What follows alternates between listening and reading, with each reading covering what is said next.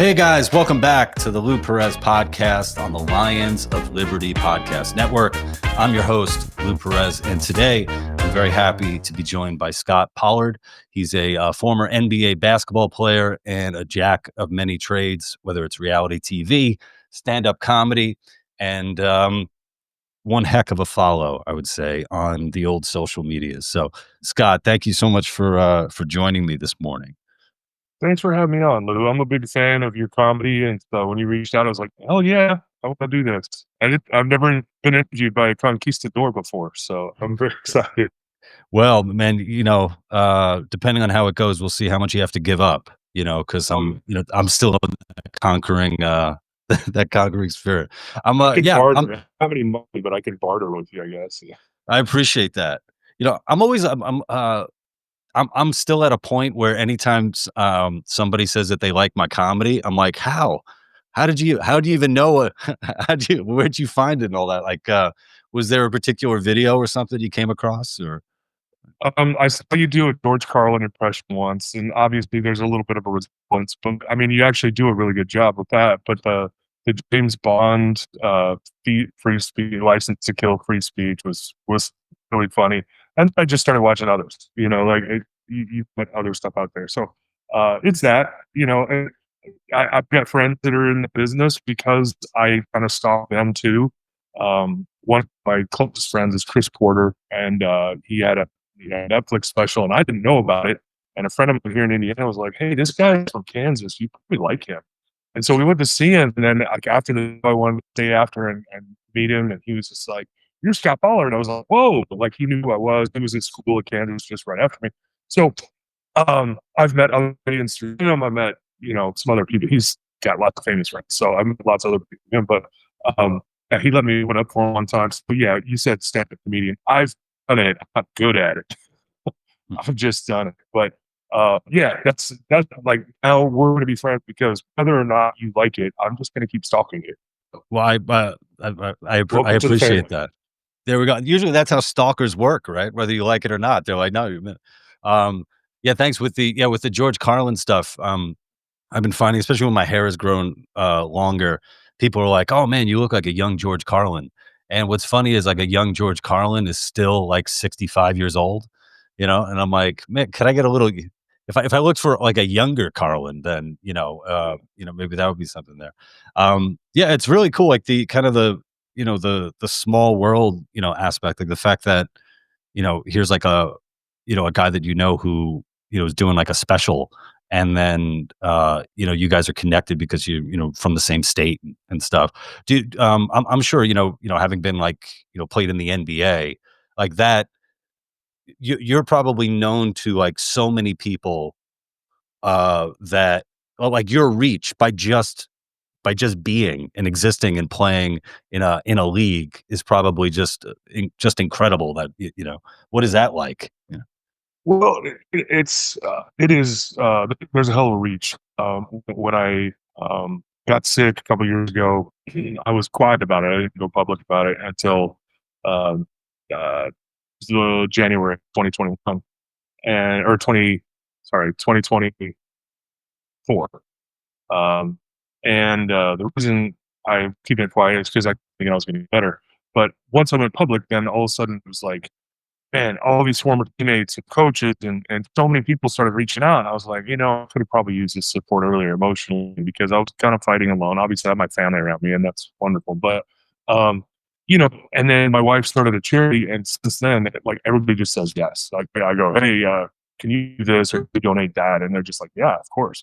And so that's been the part that I kind of forgot about the family I was in because I disassociated myself from the NBA. I retired. I was doing so many other things, mostly just hanging out with my family. Um, and but I just didn't keep up tabs. I was the guy that went to parties. I got invited to some of those parties when I was playing the NBA. I was like, that's not really my jam. Thanks for the invite, Mr. Celebrity or Miss Celebrity. I would love to see your house up on the hills, but I'm here to play basketball and be an entertainer. If I go do that, then I'm not going to be able to do my job the best I can. So I wasn't really good at staying in touch with famous people while I was playing, but certainly it's been done.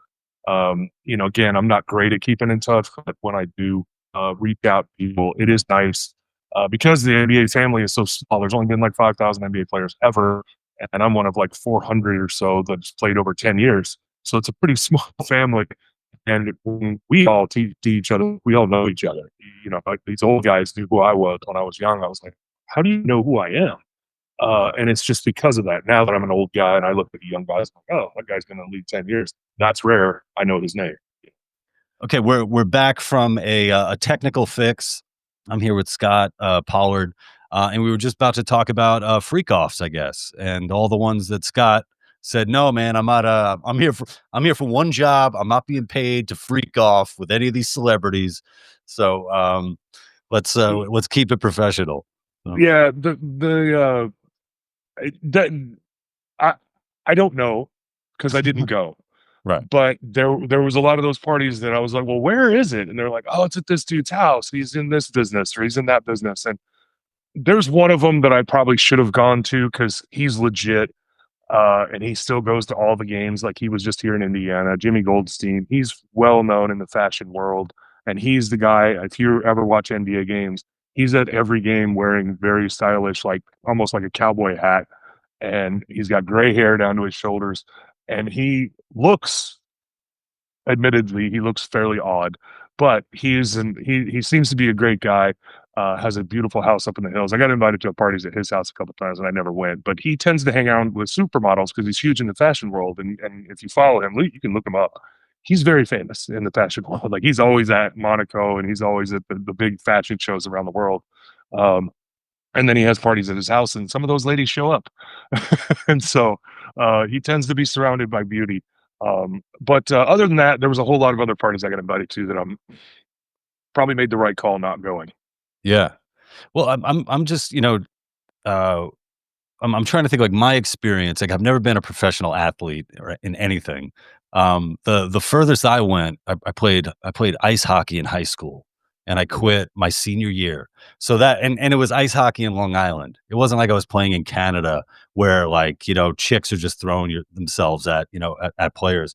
So I mean, for you to be a basketball player that goes from playing in college, and you tweeted recently about how close you and your team were to to like a championship in college, and to go from there to the NBA. I mean, I can't even imagine just all the temptations that are thrown your way. Like not only just you know uh temptations of the flesh, but just every amount of trouble you can get into, it's probably there for you. It is kind of like being a rock star. Everything is at your fingertips. You think, oh, rock stars, they just show up and stuff's handed to them. It is kind of like that. If you get into that lifestyle as a professional athlete. Now, I know some pro football players. They're very much different. There's thousands of them, first of all, and most of them aren't very recognizable. So they can get away with a lot. They can just go out in public and nobody recognizes them because it's just like they're probably a normal height human being. They just happen to be bigger, like muscular. But so are bodybuilders that nobody knows who they are. So NFL players and baseball players can go out in public. Giant NBA guys like myself, I may not be name recognizable, but every single time I go out in public, I'm 7 feet tall. And I was known for running around in my underwear for over a decade. So on national TV. So you get recognized whether you want to or not as a giant, and most NBA players are above 6'2", 6'4", 90% of us. And so it's hard to go out and not be recognized. And so um, you do get a lot of attention. You get VIP treatment when you go places, and then of course with that lifestyle, if you're out doing that all the time, you can turn into a Dennis Rodman type person where it's like, yeah, all that person does is party because you could get hooked up in that. You get caught up in it. And I'm not saying he had a problem. I don't know him personally. I've met him a couple times and seemed like a really good dude. But the reputation of partying like rock stars can definitely happen when you're a professional athlete because you're young, you're in your early 20s, mid 20s for the most part. Some of the guys that last long, we get over 30 and still in the league, but you're not mature. Anybody that judges athletes to get in trouble, picture yourself being 21 years old and have millions of dollars and have paychecks coming in for hundreds of thousands, if not more, every couple weeks. and picture what you would do in that situation. Would you be an angel? Would you not imbibe? Would you not go out and hang out? Would you not buy a Lamborghini and crash it into a phone pole? Be realistic with yourself, because the judgment comes easy from people that have normal jobs and normal lifestyles and normal the access to temptation, unlike Tiger Woods, unlike, Mick Jagger, unlike, those people that are in that spotlight. I'm not putting myself in their level. I'm just saying, when people judge people in that are in that spotlight, you've never done it. You've never been recognized everywhere you go. You've never been let in that door and behind the velvet rope every single place you go, and have everybody in the club, male and female, stare at you like, kind of want to talk to that person. And it can be disconcerting, and it can be overwhelming. And it's hard for some people to deal with. And some people party themselves out and you never hear about them. Talented people that waste out in basketball, music, football, baseball, whatever, because they get caught up in that. Yeah.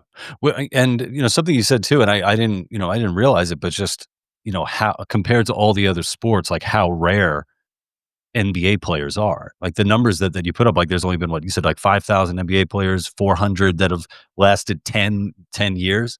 Yeah. That's wild. That's wild.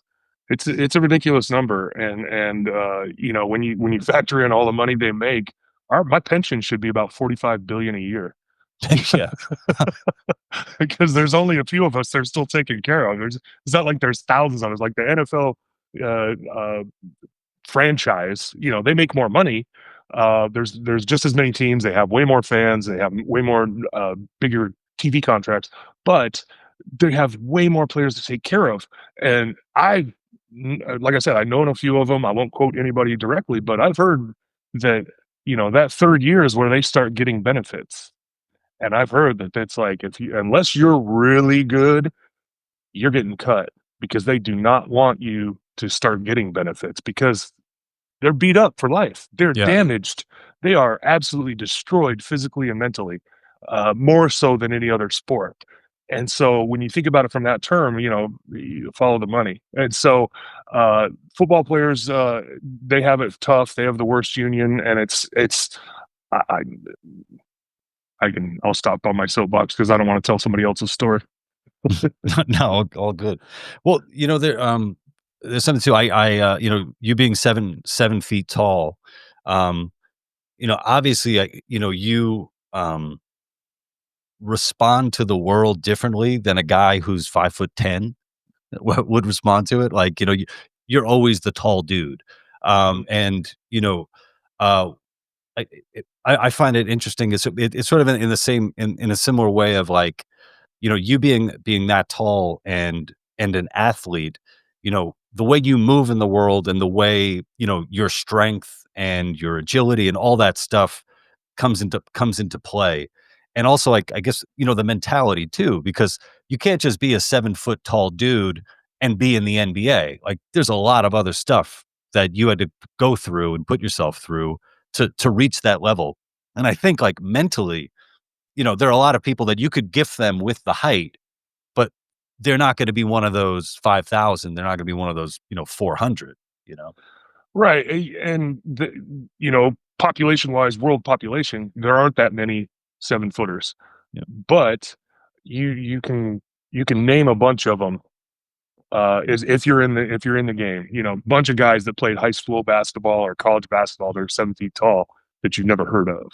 If you were a fan, it's like, oh man, what happened to that guy? He was 7'1", Yeah.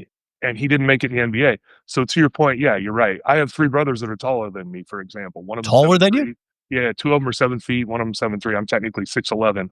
When my brothers aren't in the room, I say I'm 7 feet because if I'm On in on the room, on the dating apps, you're one of those. It's like, "Look, I'm 7 feet tall." All the chicks looking for guys like, "Look, if you're not 7 feet tall or above, I'm not yeah, interested." exactly. I got to cut it off somewhere. But no, it is. My brothers all played Division 1 basketball, college basketball, and none of them played in the NBA. And they're all older than me. And I learned, to your point exactly, that there are certain things I had to give up to be a professional athlete. You miss a lot. You miss family time. You miss birthdays. You miss celebrations. You miss parties. You miss all kinds of things because your ass is in the gym. Your ass is out on the court. Your ass is in the weight room. on the treadmill, whatever it is, you're not where everybody else is, because if you're where everybody else is, you're going to be like everybody else. You have to be like no one else. You have to do things that no one else wants to do or is willing to do, uh, even if you're 7 feet tall.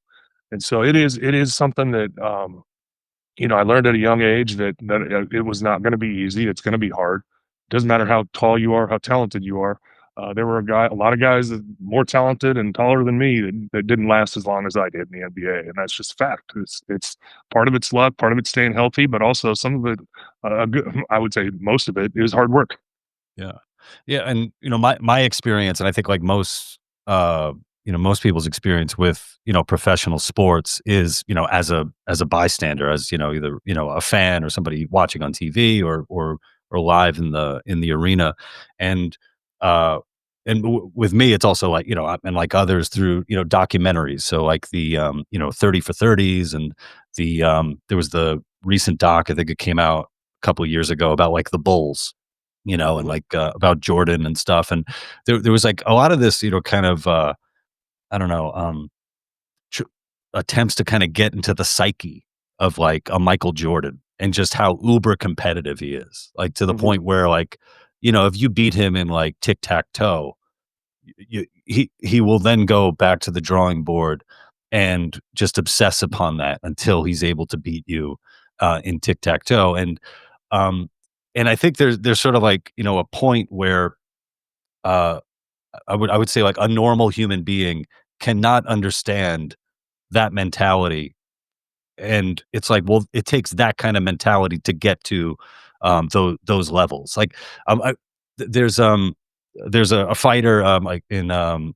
UFC named John Jones, Johnny Bone Jones, and, if people aren't familiar with him, I mean, he's basically like a comic book character in real life. He does things in actual fights that you see in movies, and he's a wild guy and a pretty disturbed guy out of the octagon. Like, he's had a lot of trouble with law. He's had trouble with, cocaine. I think, like, domestic violence and stuff like that. And I remember having a conversation, with a family member of mine who was saying, like, "Man, this guy's so talented, like, c can't somebody help him that he won't, like, do this stuff?" And I was trying to explain, like, it might be the same, kind of the you have the one side of the coin is you get this insane talent, but then you kinda need that other part of insanity to make that other insanity viable. I don't know. It's just it's like I said, it's tough for me as, like, a normal person to kinda understand. Yeah. You're onto something there with me for sure. Speaking of documentaries, ESPN just did one on my heart transplant journey. It's Oh, called Heart of awesome. Pearl, and it's on E60. It came out on Father's Day, but you can watch it now. It's streaming on ESPN Plus. It's called Heart of Pearl. It's named after my dad, who died uh, needing a heart transplant. But I, as I said, I'm the youngest of six, five boys, one girl, and we all were Division One athletes. And I'm the only one that made it pro. I'm the only one that lost his dad at 16. I got angry. It pissed me off. I was angry. My dad watched my brothers and sister grow up, see them be successful, either on the court or off the court, and have, spouses and children. And I was 16. None of that happened to me. My youngest brother is 5 years older than me, and so they were all out of the house. And my dad passes away, and I got pissed. And so that anger drove me. And Mm, I think that it had everything to do with the drive that I developed, that focus that I developed to become great, or as great as I could be, at basketball.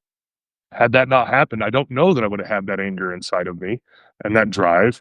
I might have been a softer version of myself. I don't know, and we'll never know.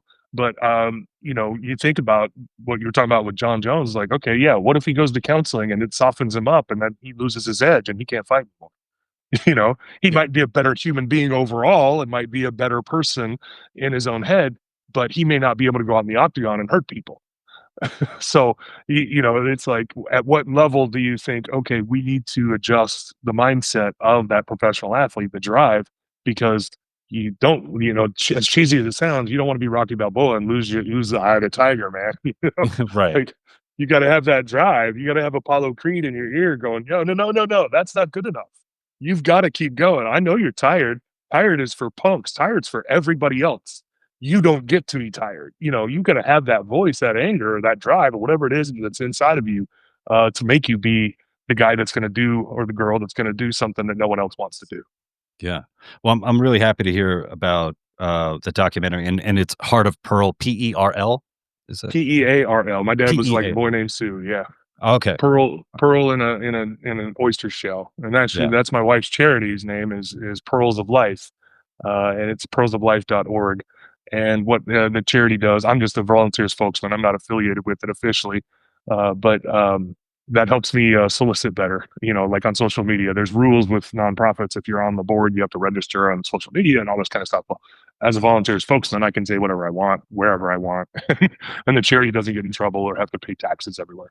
But uh, the purpose of the charity is to educate people about organ donation. Neither my wife nor myself were organ donors before. I'm sitting in a hospital needing an organ, needing a heart. And so my wife was sitting there. It was 3 a.m. She tells the story much better than I do. But when she's giving speeches about it, she's uh, Get her over here. Get her move out of the way. she's busy with her real job right now. She's a realtor, and she's a very successful realtor, and Nice. she's working. But um, she she was talking about how it's 3 o'clock in the morning in the hospital. She's crying, and we're waiting for me to get a heart. And she looked at, she thought to herself, I'm not even an organ donor. And she signed up immediately on the spot, and educated herself too. Because I always do these Tuesday transplant tidbits. And I never tell people become a donor. I say, please consider becoming a donor because it's your choice. I'm not trying to bully you into doing it. I just want you to educate yourself. And that's what that charity is about, is education. Because we give speeches. We had a gala this spring, and they raised a bunch of money, and so many people came up to us afterwards and go, I just didn't even think about it like that. You think of the myths. You think of, oh, I heard this story where someone smuggled an organ in from Ecuador or whatever. It's like, that's not true. Maybe in like 40 years ago, but that just doesn't happen now. There's laws, there's regulations, and transplant centers will get shut down if there's any sort of hint of impropriety. So um, that's the purpose of the charity, and that's kind of my purpose in life now, because I can't really have a job. I can do things like this when I know that it's coming. I can rest up for it, but day to day, I get worn out. I can't do stuff 7 days in a row, 5 days in a row, because I get tired. And so I know that that's my limitation for life. And so not because I can't get a real jobby job. I can plan speeches and help raise money for the charity, and give myself some purpose, and the purpose of helping other people. Yeah, so I would say, and I think most people, listening or watching right now would be very surprised to know that you have another person's heart inside your body right now, and the story behind that, which I'm sure you guys cover in Heart of Pearl, and then also there's an ESPN article that I read that goes through in detail what you and your family were going through. I mean, you look great. It's been like what? It's been over a year. Is it almost 2 years? Year and a Year and a half. half now. Yeah, February is the anniversary. February 16th. February 16th. Couple of days after Valentine's Day, which 4 days after my birthday. My birthday's the 12th. wow. Yeah, my one of my best friends is the 12th as well. And you're the second person that I met that I know who's had a heart transplant. And my friend Hatem, who's been a guest on my podcast before, he got his heart around the same time that my first son was born. So it's going on 5 years. So for the past 5 years, he's had his new heart. And Hatem is the type of guy where I forget that he's had anything done because he doesn't bring it up. He doesn't bring it up as a way of like, oh, feel sorry for me or anything like that. And he really takes every single day, lives in the moment, enjoys life. And anytime that I'm, like I happen to be like a little bit of a hothead when I'm in real life, and then he's always there to kind of like chill me out or, goof on me for getting so pissed off at stupid stuff.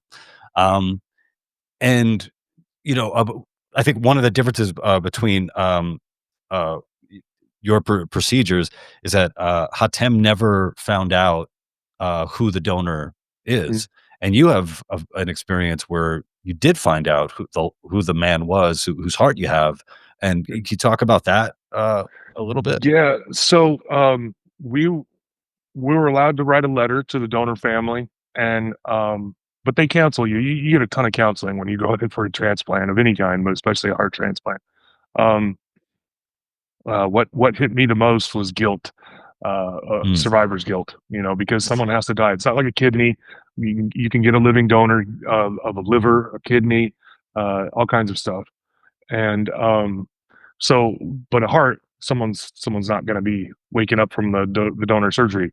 So you do have some survivor guilt there, and I needed some counseling for that. It definitely was.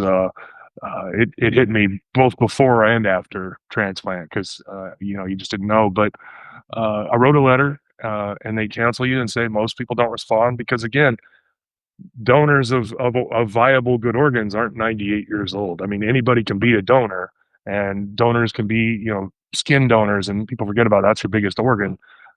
Being donating skin to help someone live a better life, or it's not like someone's staring at them like you're missing a face or you're missing all the skin on your arm because you're a burn victim. So skin can really help people live better lives, and anybody can be a skin donor, and anybody can be a donor. There are people that have donated things upon death in their 90s, but the most viable organs are people that are their life was cut short. And so tragedy is going to be surrounding it. And so they tell you that, most donor families don't want to relive that tragedy. Somebody died and they don't want to talk about it. They don't want to certainly meet it. And then there's people like my donor's family that made the decision for him. He had been in and out of the hospital. And I know all this because we've gotten to know each other and we've hung out.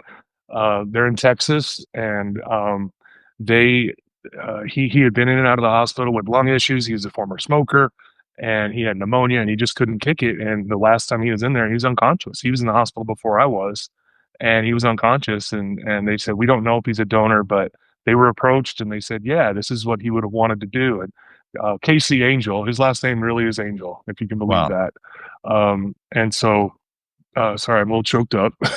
No, no, take your time, it's all um, good. he helped 5 people. His kidneys went to teenage girls, or one teenage girl, one teenage boy, I think, but teenagers for sure. So he's helping teenagers live better lives. He's helping me live better life and make memories with my family. Continue to make memories with my family. They don't know the rest of the donors, but his corneas help people see. So he is an angel. He's a hero, and to be able to meet the family and hear about Casey and his life. And now I know his wife. Now I know his son William. His son William's 13 years old. Lost his dad at a young age, which obviously I can empathize with.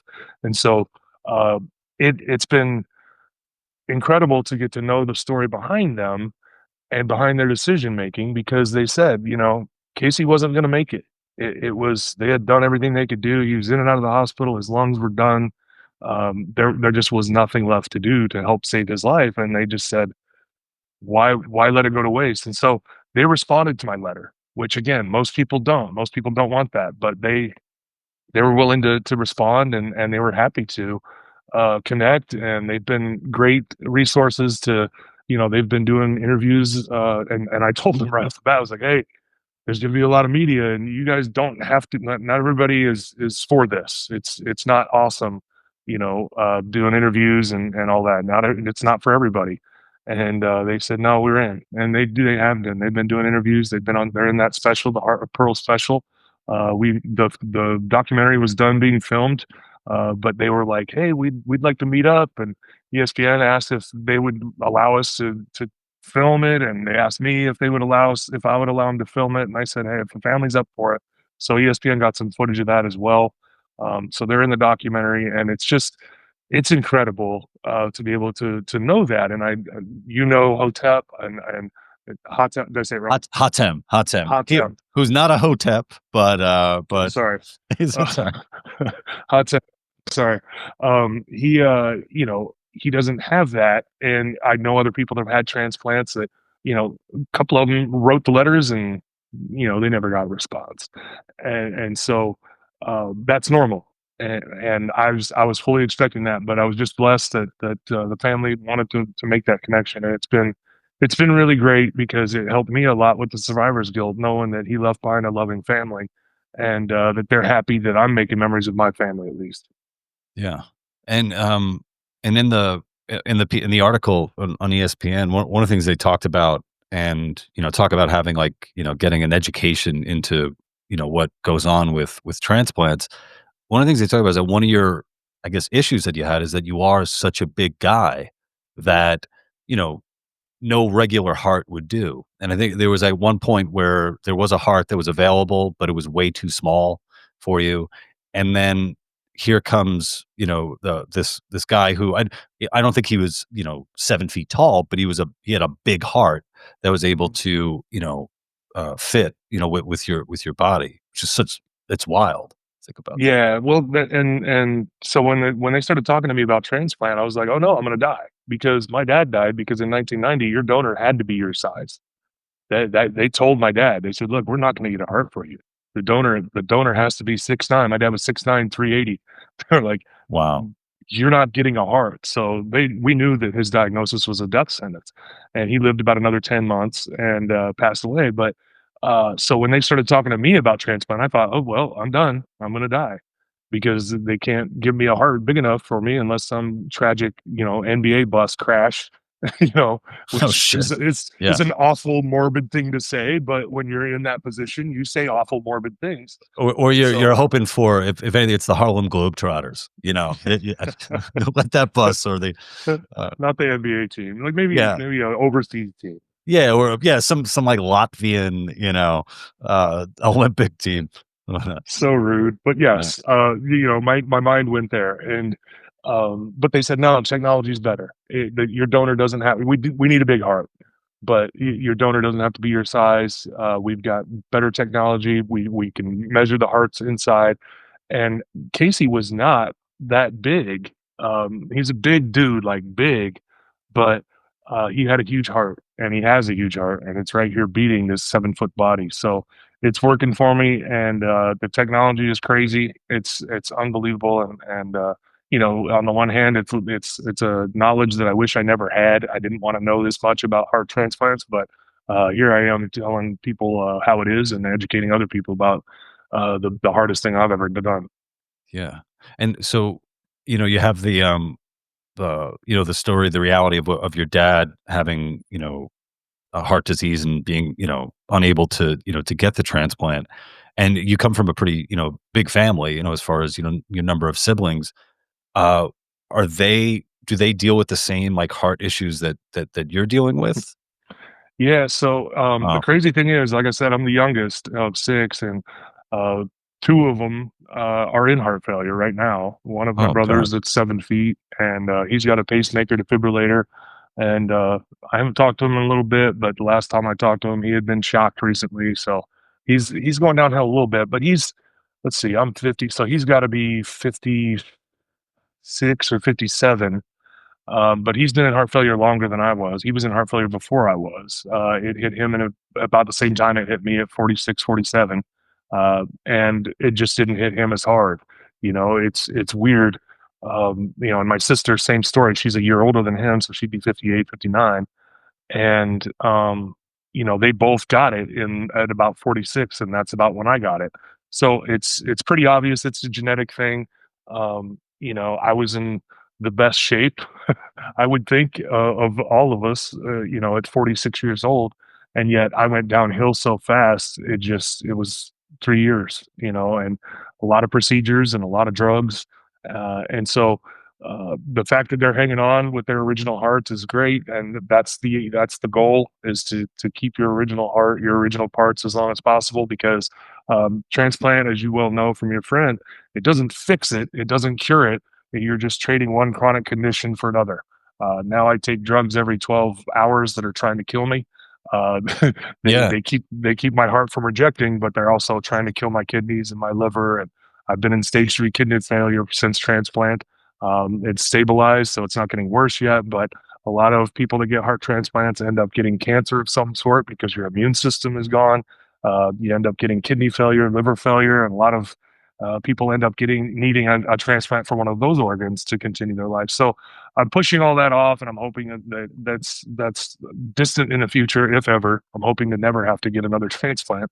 But it is the reality of it. So they want to keep your original parts together because they know all this. They know the end result, and uh, I'm hoping that my brother and my sister keep on keeping on, and uh, can keep their current hearts for as long as they possibly can. And so far, they've been doing it for 10 plus years, and that's 7 years longer than I did. So Yeah. that's good news.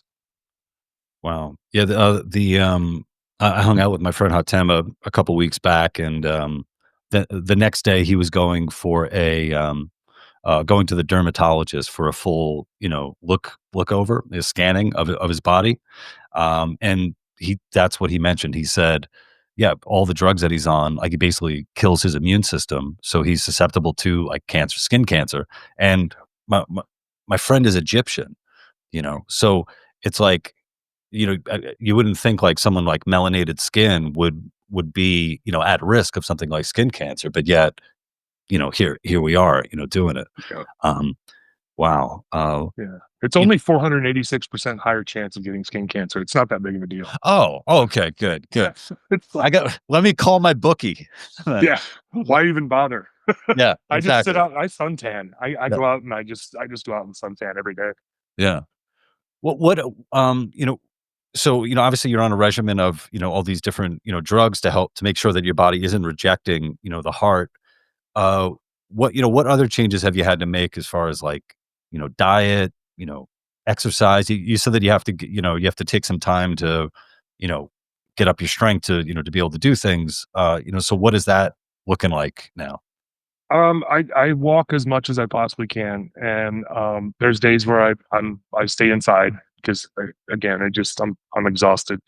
Um, but I do know people that I've heard of them. I don't know them personally, but I've heard of people that go back out. They're cyclists. They run again. They were runners before. They run after a transplant. I'm not that guy. It's very obvious. I've pushed my heart. I've pushed my body.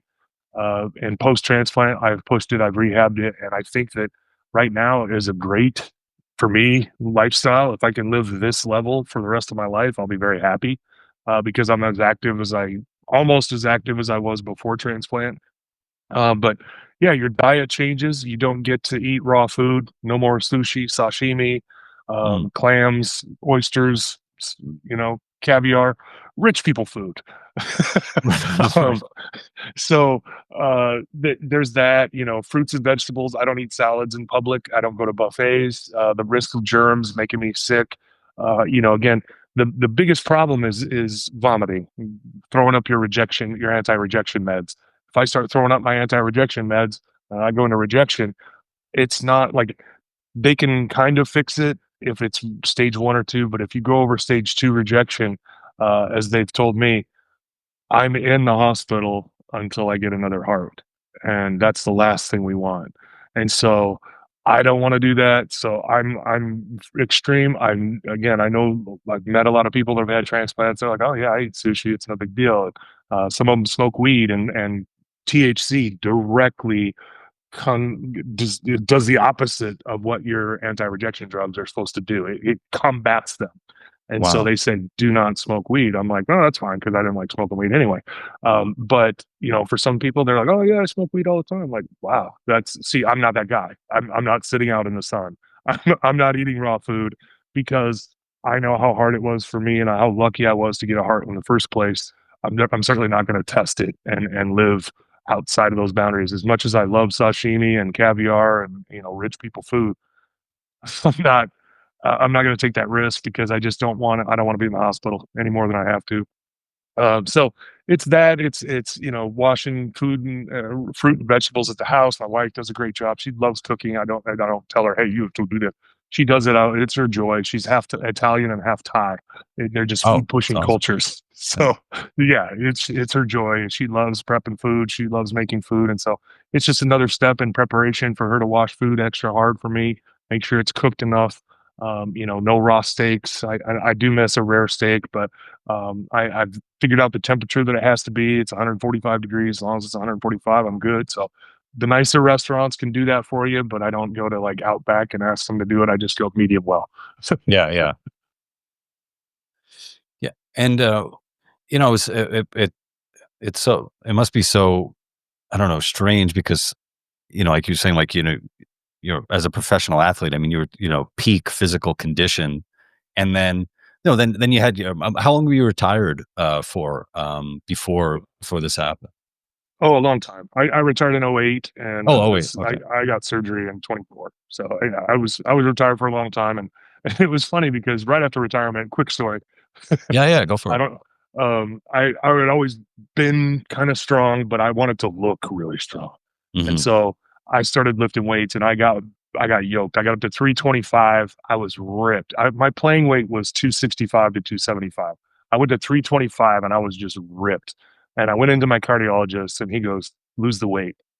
He didn't even say hi. He just said, "Lose the weight." I was like, "No, I look good." He goes, You look great, but your heart can't tell the difference between muscle and fat. No Wow. one's supposed to be over 300 pounds, lose the weight." And so I did. And I dropped back down to 285. That was a good weight for me. And I was 285 ish up until, like when I went on Survivor, I got there, I was like 311. I ballooned up because I was like, I'm going to eat now because I know I'm going to I'm going to be hungry on the island. And so I got back down to my playing weight on Survivor. I lost 46 pounds in 28 days of playing, and got back, and I was 266. I was like, yeah, back to my playing weight. And then, inactivity. But, I got up to my ideal weight right now. I'm around 300 pounds, and it's hard to get down below 300 for me because I can't run. Mm. It hurts too much. I could probably run, but it hurts. I still have all my orthopedic issues that are never going anywhere. Stairs hurt, running hurts. It's just chronic pain is in my life, and so that's just the other part of that has nothing to do with transplant. That is why I'm not as active as I probably could be in other forms. What season of, Survivor were you on? Season 32. We filmed 10 32? years. Yeah, we filmed 10 years ago. It was 2015 and it aired in 2016. Wow. Cambodia. Oh, in Cambodia, what was, you say Cambodia, all I'm thinking about is just like, I'm like, did you have to go to war? I mean, do you have to, like, you to fight you to fight It what? was it was paradise. But like I mentioned, my wife is half Thai, so we've been to Thailand quite a bit, and I love that part of the world. It's not like we got to explore Cambodia. We were on an island and separated from everything. We didn't get to see the culture at all. But being there and once I got voted out, then it was like we got to go see a little bit. They would let us go to town and go shopping or get a massage or whatever. But really, it was just a vacation. It was an island vacation for 7 weeks. I loved it. That was a blast. How long did you last before you were voted out? I made it. Well, back then the show was 36 days. I heard they shortened it, but I made it 28 out of 36 days. I got eighth place and made the jury and helped decide the winner and got a lot of shit for it. I bet. Yeah, Because it's real, man. yeah, everyone's going to those message boards right now and scrolling all the way back to season 32 and like, "Yeah, I remember this piece of shit." This That's it. son I was a villain. And it's like, thanks for watching. And Yeah. I get it still. I still get private messages. People are like, oh, I just watched your season of Survivor. And let me tell you, I was a big fan. But now I think you're a son of a bitch and I hope you die. Like, whoa, you watch reality TV and think it's real. Yeah. Wow. Damn. Thanks for watching. I'm like, and now I'm wondering, like, yeah, I haven't kept, yeah, I don't think I think I watched like the first season. That was with that guy Richard something, um, Richard Hatch, and he was like the first to have like uh, make a deal with like the old Navy SEAL. I remember there was like an old Navy SEAL on that and all that. So I guess by 32, I mean, people had like all their plans in order where it's like, okay, this is how you know. They had to teach me what the game was. I never watched it. Um, when I was in casting out in LA, Jeff Probst gave me like So three above it. seasons. Scott's so No, above it. it wasn't that. I just didn't watch Yeah. TV. I don't watch a lot of TV. Mm. I tend to watch movies or something else. I don't watch a lot of TV. So I didn't know. I knew of it, but I never Right. watched it. And so they gave me three seasons to watch on a DVD. This is how old this was. And I had to watch those seasons and realize, oh, okay, this is how you play Survivor. And so that's how I formed my gameplay, was from watching those seasons, and some of them were former athletes themselves. That's how I formed my strategy. And I made it a lot farther than I expected to, because athletes typically, again, Jeff Kent was a former baseball player that was on the show, and he's a normal sized human being. And he told them all he was a motorcycle dealer in Dallas, Texas. And they were like, and supposedly, now it wasn't the same season as me. It was far before me, but I watched his season, and the crew told me, they're like, everybody knew, and they were just playing along. And then they voted his ass out. They hated him for that. If he'd have told the truth, he probably would have made it longer. And I'm like, yeah, that's a normal sized dude. I'm showing up with tattoos and I'm 7 feet Yeah. tall. I can't be Yeah, like, I wonder who yeah, this guy guys, is. Yeah. I'm an insurance salesman from Arkansas. Right. You're a pro wrestler or a pro football player or a pro basketball player. You're one of those. Yeah. And so I immediately just said that day one, just to get it out there. And that was part of my strategy. I think it helped me get further, because they knew I wasn't trying to lie to them from day one. Yeah. My wife and I, for a while, we were watching, there's a show called Alone, which Mhm. is like similar to Survivor, except it's, people are alone. Yeah, cold, very cold. And there's like, I think like the first seasons of it aren't that good, but then they like kind of catch their stride, like, in like seasons like maybe like 3 or 4. But then it got to the point where it was, they were in basically like, I think it was like either Alaska or Canada, where it was just insanely cold. And basically it came down to, you're watching people starve. And it wasn't, it was no longer like a skill issue, like, oh, who built the best house, who could hunt and lay traps. It was whose body could deal with starving longer. And I And just, hypothermia. yeah, and it just kinda, it was like, "Oh, I this isn't that much fun." Like, I like when, a guy has to, like, fight a wolverine or something like that, or, or he's making jerky, or, putting, like, another room on his little fucking cave. But yeah, after a while, I was just like, "Ah, this isn't that entertaining." Yeah. Do you, with with your new heart, which sounds so crazy, so crazy to say. Um, well, one of the things that Hatem was trying to explain to me was, I guess, this effect. It's called like the chimera effect, or something like that, where you feel like, I think it's like you feel it. A chimera is, for those who might, know it from like literature and all that. It's sort of like this kind of, when you take like multiple animals and put them together, and they're kind of like these mythological uh, creatures. In this, it's like your chimeras. You have an alien, body part that's now a part of you, and there's like this, could be like a sense of like separation from it. Do you ever feel that in a odd way? Um, Early on, yeah. I I had to. It has to learn your body, and so for the first couple months after surgery, I couldn't just get up and walk across the room, because my heart wasn't connected to my central nervous system. It's not. It's called, they call it denerved or whatever. And so your heart doesn't know. Your heart, Lou, your heart knows you're about to get up, because your brain Right. goes, "Hey, I'm about to get up and walk across the room." So your heart rate raises, so you get your blood pressure going, so you don't pass out on the way to going to get something out of the kitchen. Um, Mine didn't do that.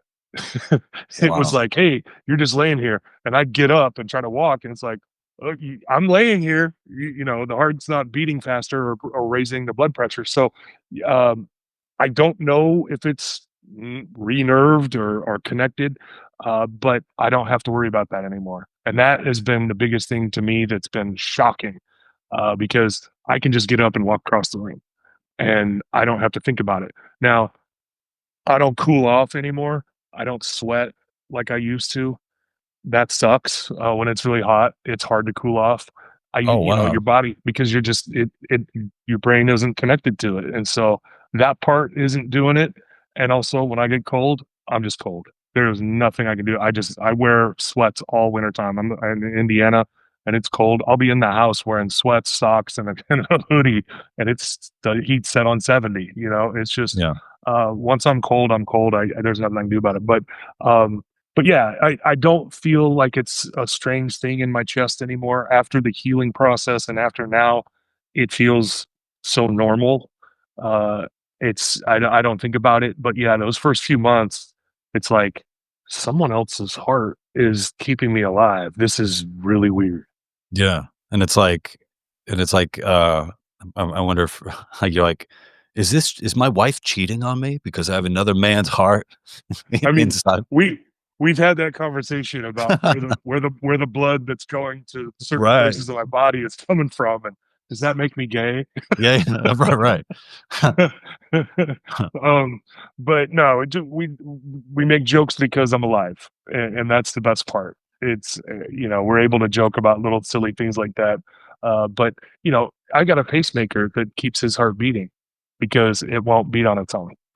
And that's another thing that I'm like, I'm gonna push this heart a little bit, but it's almost a good thing that everything hurts so I don't feel like running Right. because I'm not gonna challenge this heart the way I would have challenged my original heart at this age.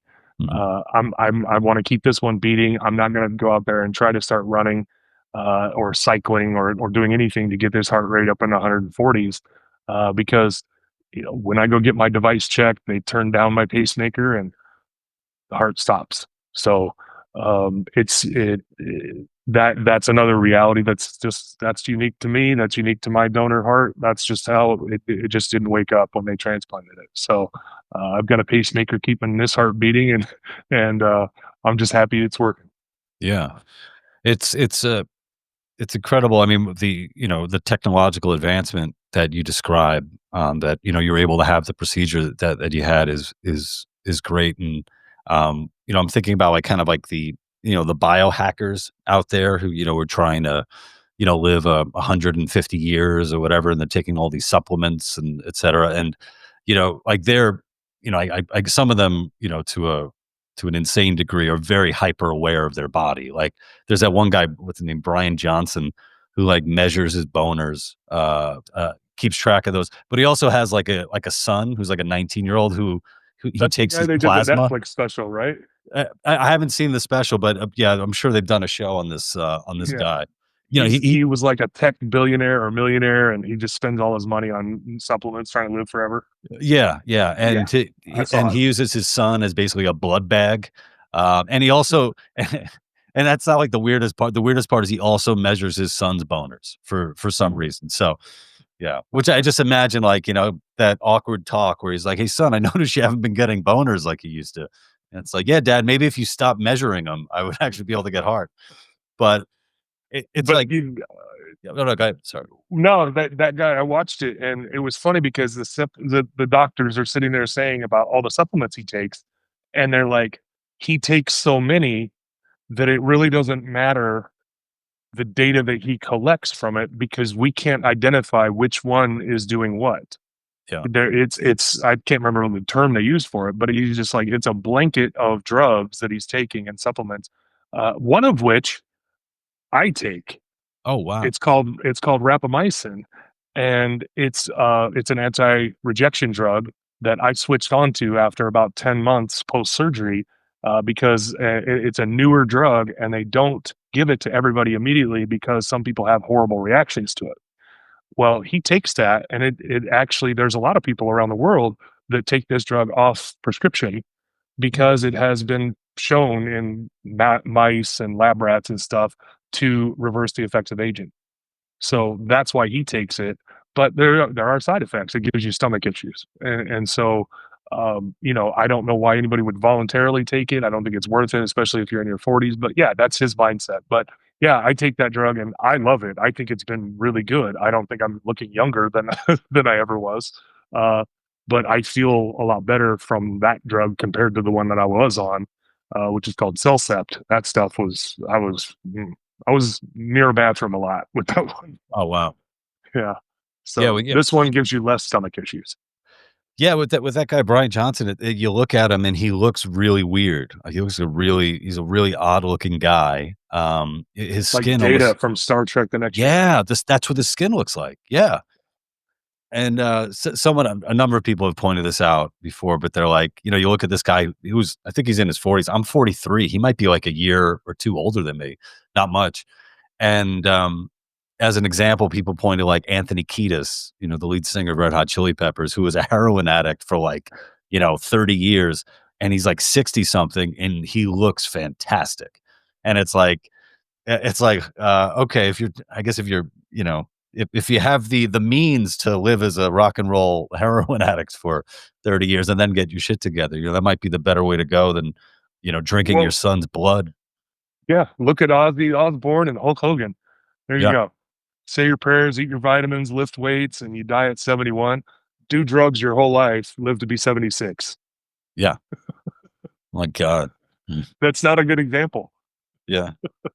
Well, something I wanted to talk about because earlier you brought up like they're all different organ transplants that happen, skin transplants and kidneys and that sort of thing. And there's another professional athlete, Ben Askren, who's a former Olympic wrestler and mixed martial artist, and I think he came down with something through a staph infection, and it infected his lungs, and he just had like a double lung transplant. And for anybody who's been who knows Askren from his career as just a stud when it comes to wrestling and fighting, and to see him now after going through this, like he's lost like I think over 50 or 60 pounds, and he's fighting and to get through this. And are there I would imagine there are different levels of just like if you had to get a transplant, like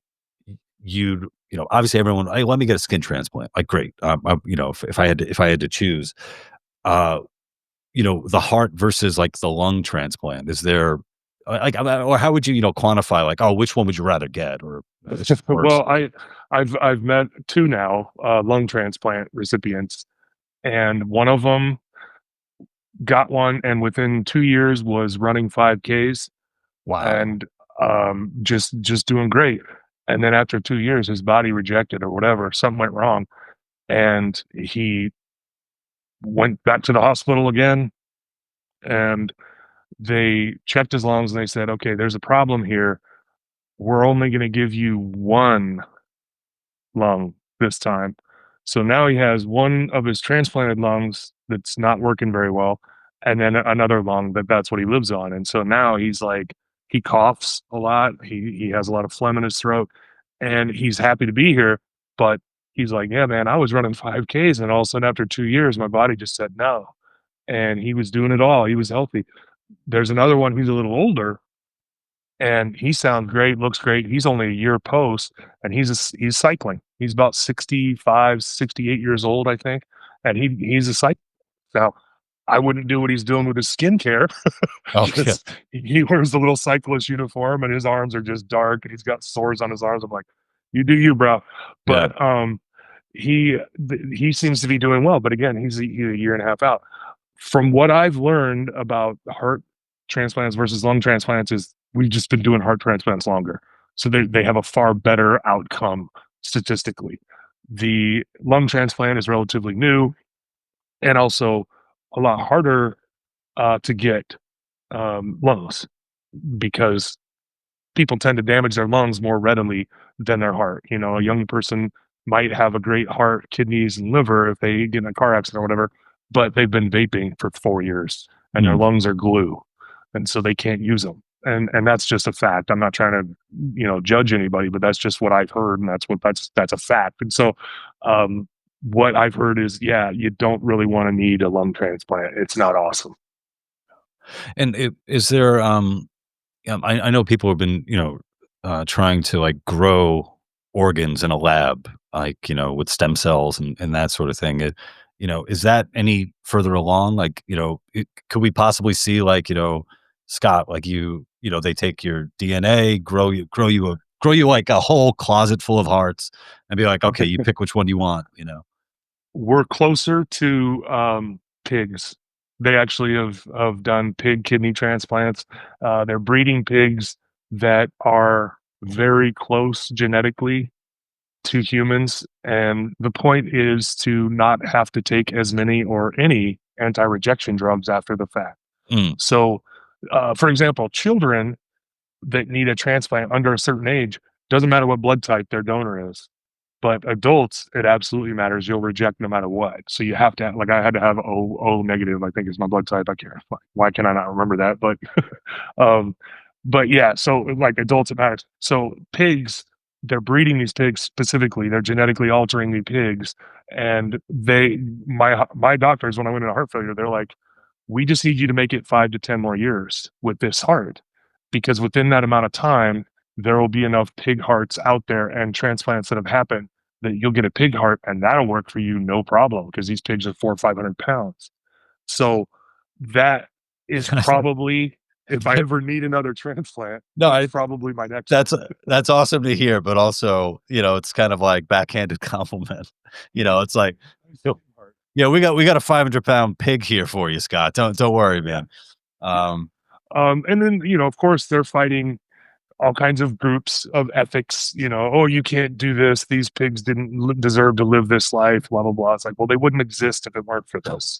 Um, but, that's not for me to judge or argue, because I don't have one. But I think we're closer to that than genetically creating organs, but I don't know. yeah, What I'm more excited about is the medicinal advancements, because I take way less anti-rejection drugs than, say, people that got a transplant 10 years ago, which gives me a better outcome for my kidneys and liver.